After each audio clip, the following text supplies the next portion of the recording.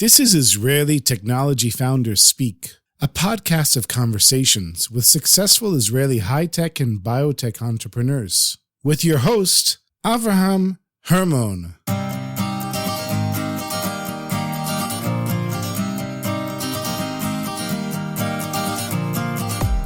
Tami Ellison is the CEO and founder of Conflu3nce, an Israeli startup that aims to revolutionize early detection and predictive healthcare with image-based technologies that address health disparities and improve outcomes. Their stitch and peel method enhances image analysis by juxtaposing non-contiguous sections, benefiting human cognition and computer vision. Avraham sat down with Tami in the offices of JMB Davis Ben-David to discuss how she came up with the idea for Conflu3nce, how she got funded, the role patents play in her business, tips for startup founders, and much more.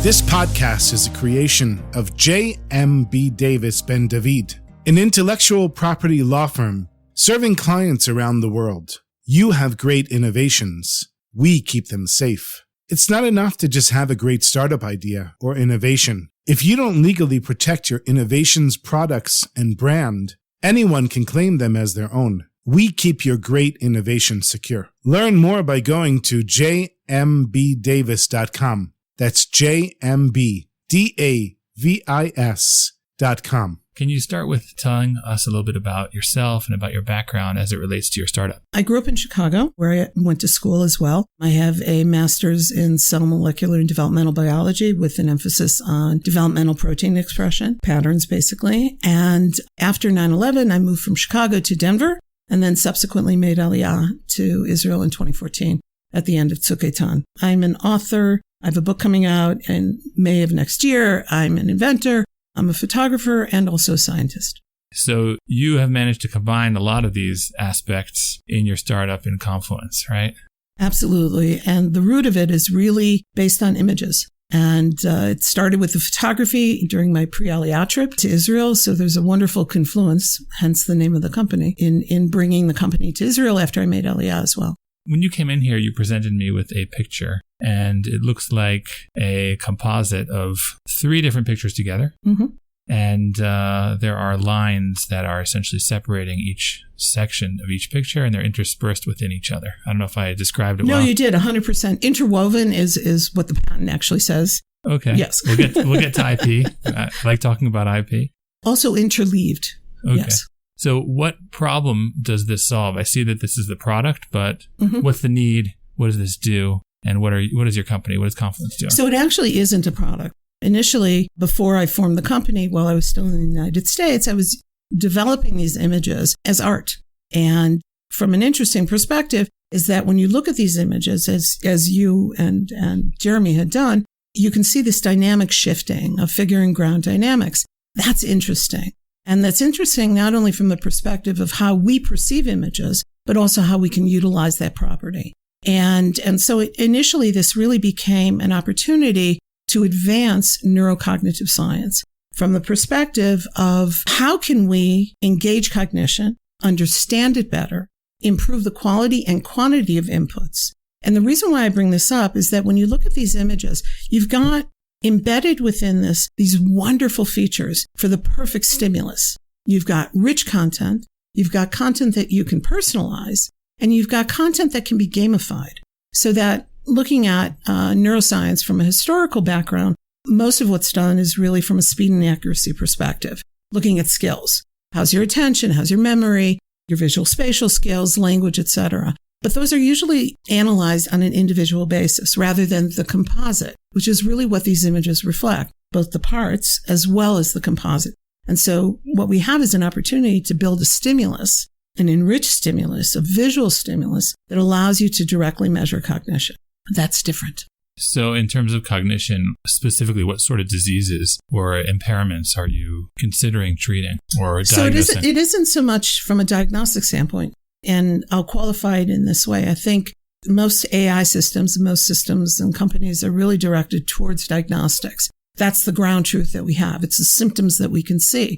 So the question becomes is how do you begin to roll back that timeline to make it much more effective if you are introducing a remediation, or if you can go ahead and create like a maintenance program in order to maintain your cognitive status or build a cognitive reserve. So in terms of conditions, it's really interesting when you look at what's out there now is that there's a confluence, I love using that term, of many different aspects or cognitive domains across diseases. So on everyday stress levels, you have attention being impacted. You have visual spatial, memory. It runs the gamut. And then if you take a look and advance that, certainly to areas of Alzheimer's disease and dementia and other related dementias, you have a mix of symptoms, early symptoms that can be recognized. Well, the challenge then is to roll back that timeline even further and to identify prior to you becoming symptomatic with what can be recognized. And that's really what the purpose of this is. So looking at these, you're actually asked to decode. So you're asked to remember what pictures are in there. You're asked to identify objects. You're asked, for example, to identify what's in the figure or ground position, or to identify or stabilize this switching mechanism, this phenomenon referred to as percept switching, which occurs with figure and ground images. So you're really looking at the totality, the whole of cognition, as opposed to just its parts. And that's really, I think, what Conflu3nce brings differently to the table in terms of how we approach really the holy grail of rolling back the timeline and to stem the tide of cognitive decline. That really is the goal. And then to be able, in doing that, to remediate earlier along those lines. I see. Interesting. So potentially if you're diagnosing and then treating a disease earlier, the patients will have better outcomes, slower decline or better outcomes then, right? Exactly. And I'll just add that images are powerful tools. We utilize, in terms of our five senses, we're really operating at about 75, 80, 90% in visual inputs. And so when you look at that, we have the potential really to impact. Now, clearly, for someone who's either hearing impaired or visually impaired, there's different caveats that you can bring to the table on that. And that right. creates issues. So is it a system for everyone? Not necessarily, but it can require some adaptation that allows you to transcend whatever limitations there are. Mm-hmm. Okay, I understand. Can you explain how the idea was born and how did you become involved in it? I guess you're the main driving force behind this company. To the second part of your question. The first part really comes from a pre-Aliyah trip in taking images, pictures, when I was here. And I wanted to tell a story. I hadn't been here for many years. I wanted to tell a story. I had been involved in marketing, strategic marketing communications for many, many years and, had developed some graphical skills in the process. And so in trying to tell a story, I put together multiple images. And I tend to be fairly logical. So I didn't just create a collage. Instead, it was called a photage. And that was serially sectioning multiple images and juxtaposing them in a logical fashion. So you're not eliminating any content. You're simply interleaving it and interweaving it with other images. And there's a limit to how many images that you can include in that, but 2 or 3 are really great. And what's wonderful about this is that the image that I had given you, for example, has 30 slices in it. But you can imagine that, that can be a little overwhelming, as well as, that's 10 slices from each image with 3 images. So, but you can scale that. And that's the real beauty of it, is that from a complexity standpoint, go ahead, you can reduce the complexity to 6 slices or 4 slices or 2 slices so that you can adapt to the individual, whether they're progressing or regressing or declining in their process, but still engaging them within the same system. Mm-hmm. And that's a really important thing. Rather than having a discontinuous clinical scale, you have a continuous one. Interesting. So you essentially took a hobby of yours, which is photography. Hobby. No, I was a professional photographer. Okay. I became a professional. Yeah, I'll just qualify. I became a professional photographer, partly because of the images that I brought you, these composites, which were very interesting because it's a new kind of visual illusion. But also, I just take really nice pictures. Mm-hmm. And so I had a bunch of shows and sold a bunch of stuff. And I actually had, when I first made Aliyah, I had a tarucha here at the Science Museum. You had a show here? I had several, but the main one was actually at the Science Museum. They have a permanent exhibit on visual illusions. And so this was a natural fit for them. And it was really wonderful as a new Ola to come in, literally in the very first few months that I was here, to have, I had 3 taruchot within the first 6 months I was 3 here. 3 shows. Yeah. So you took a passion of yours, photography or art. At what point did you realize that this has some sort of business or even clinical application?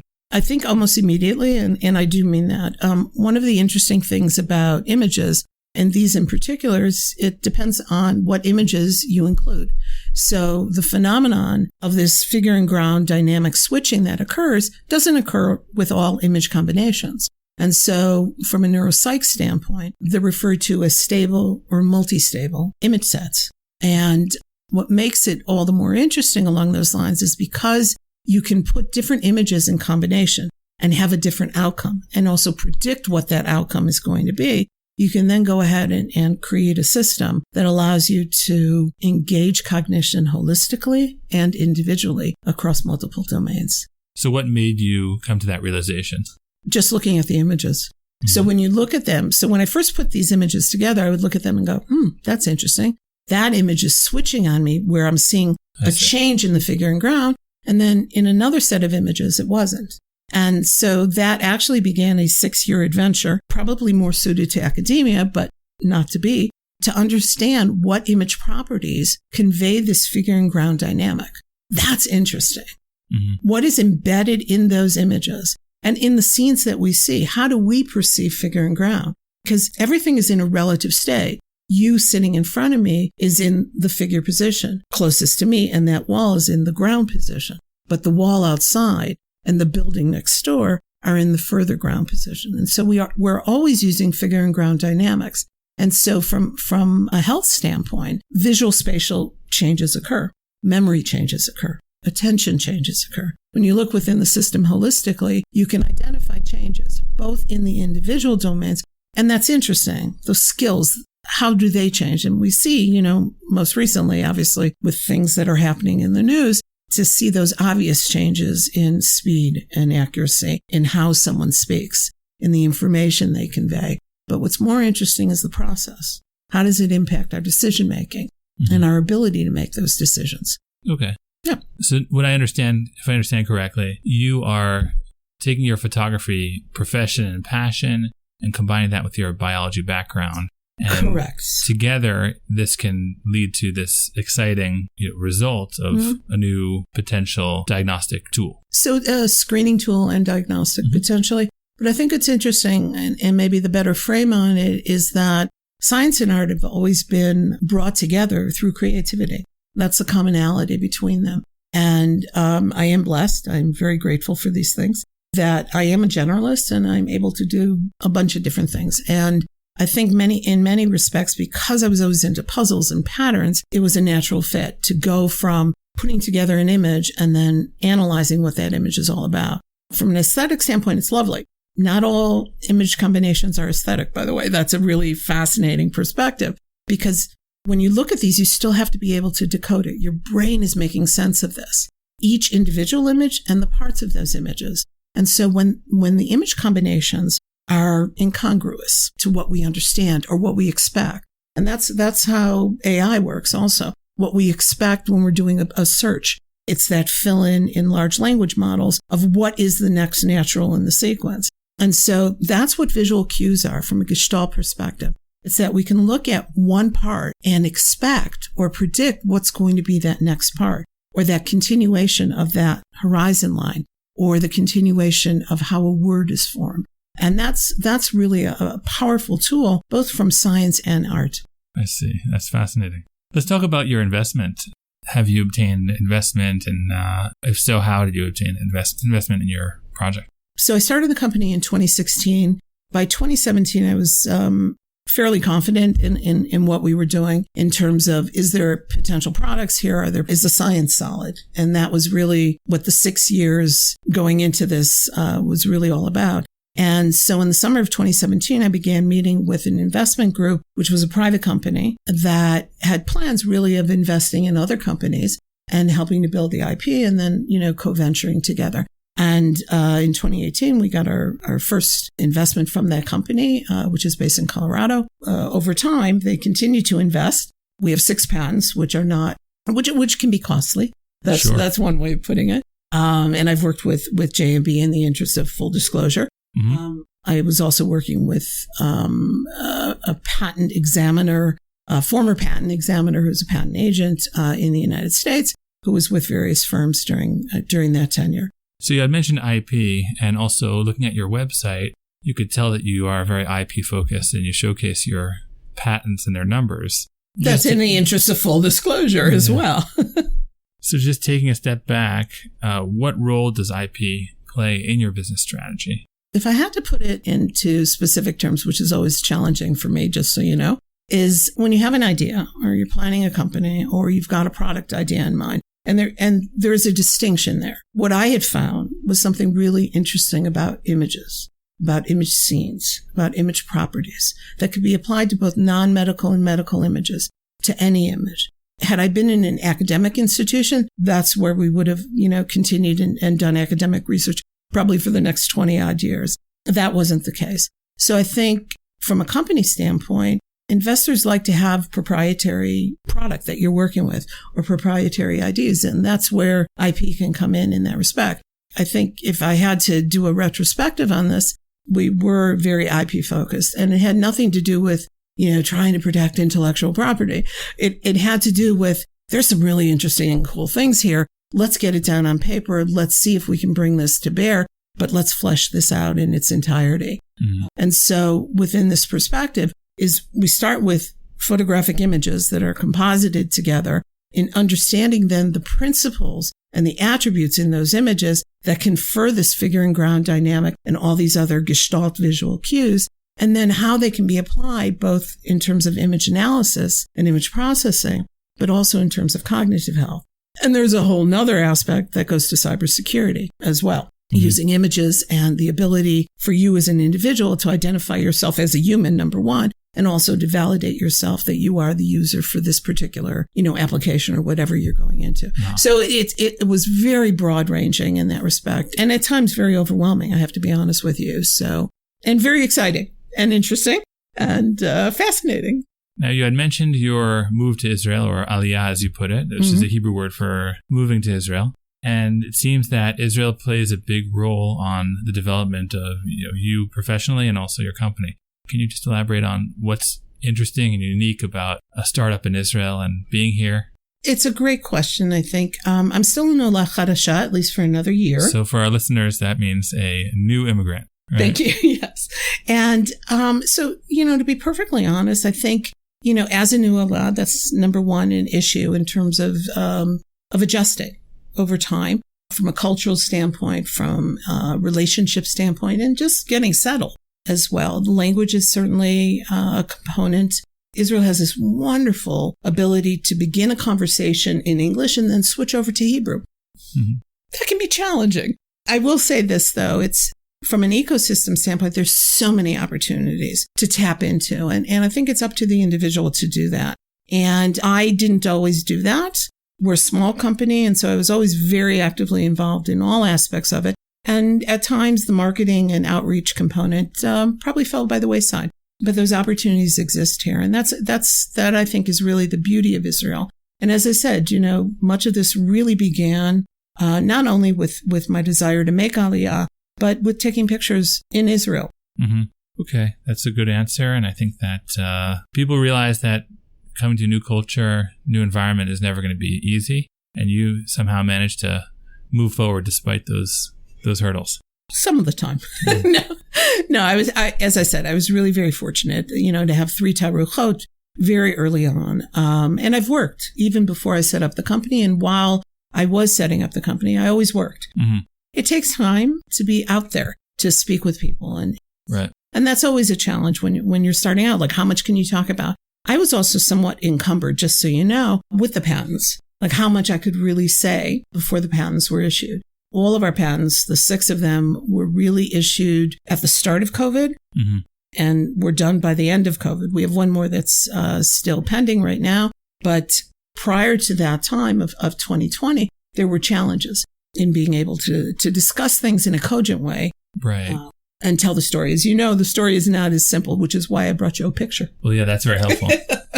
I hope that our listeners will understand without seeing the picture, but... They can always go to the website, or we can provide a link and sure. Folks can look at it there. That sounds like a good idea. Great.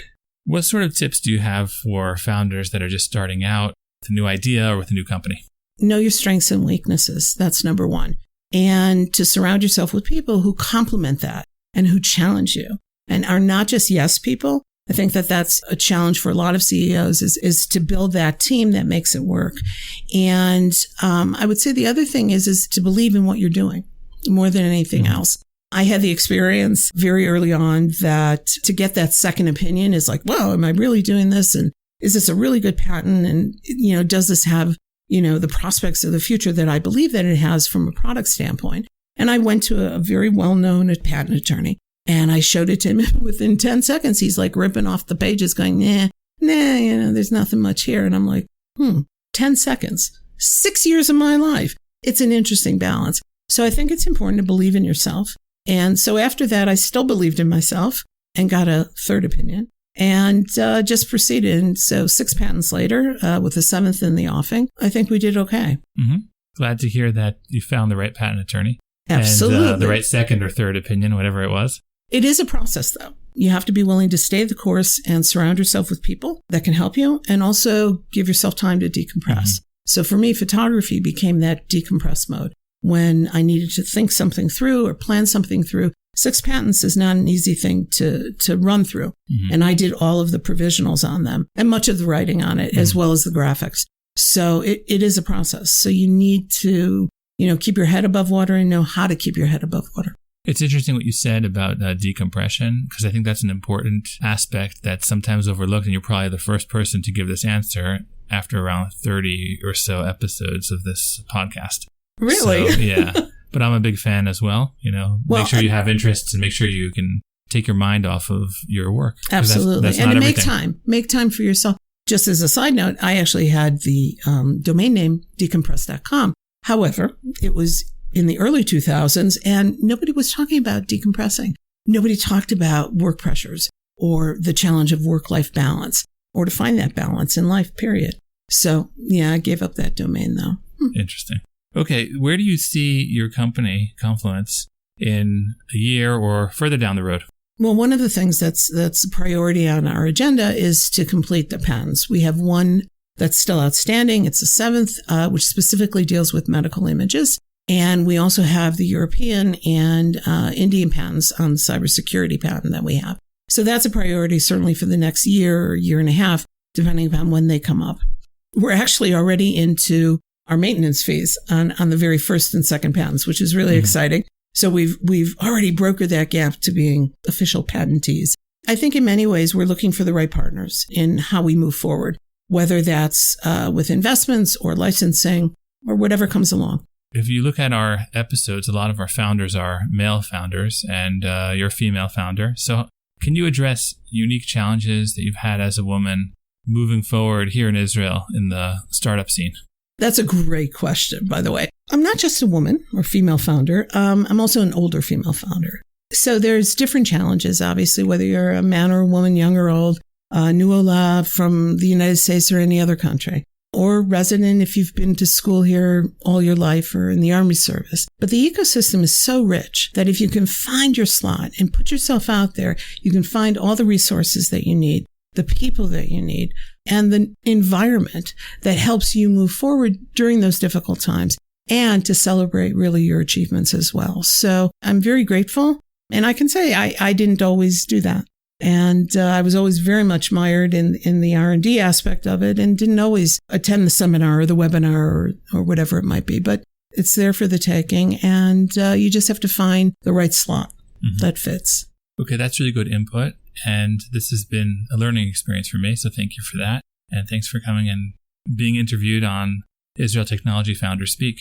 Oh, thank you very much. I appreciate the opportunity. And I'm happy to put up a link, by the way, so that if anybody wants to take a look at these composited images, it'll be available as well. Sounds good. Thanks a lot. Oh, you're welcome. Thank you.